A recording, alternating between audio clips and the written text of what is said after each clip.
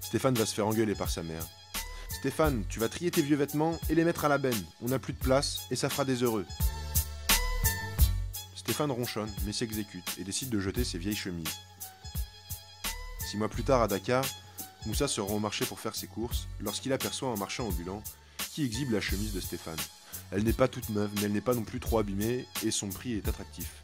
Moussa décide de l'acheter. Beaucoup de gens qui donnent leurs vêtements continuent de croire qu'ils seront offerts gratuitement à des personnes démunies.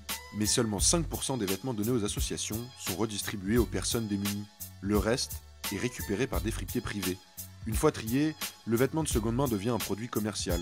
Les vêtements d'occasion sont ensuite envoyés par les fripiers dans les pays en développement et revendus à des grossistes. La valeur commerciale des exportations de fripes s'élevait à plus de 2,97 milliards de dollars en 2010.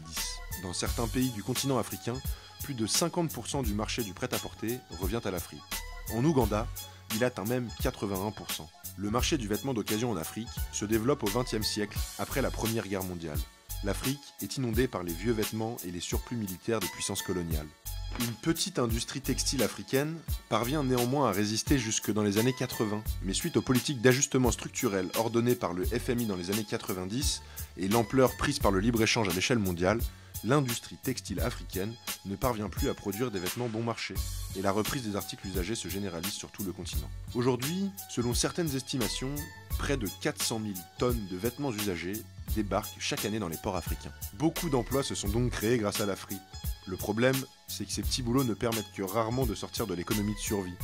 Le business du vêtement d'occasion profite donc en réalité à un petit nombre d'exportateurs qui dictent les prix et encaissent les bénéfices. En 5 ans, le prix de la tonne de vêtements usagés a été multiplié par 5, passant de 80 € en 2007 à 400 € en 2013.